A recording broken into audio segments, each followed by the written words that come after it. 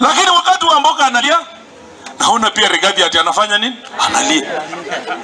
Position zote za hii serikali uweke mawaziri, finance, uweke attorney general, uweke every important minister, uweke Kuria, uweke nani, Kindiki security, iko huko Central.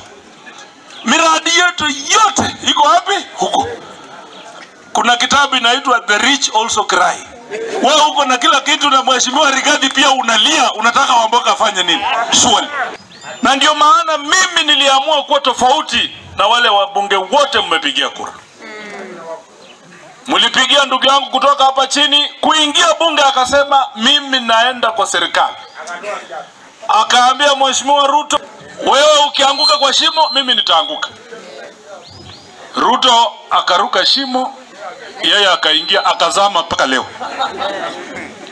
Mkapigia rafiki yangu mwingine huku kwa independent, akaingia, wiki haikuisha akasema mimi niko serikali.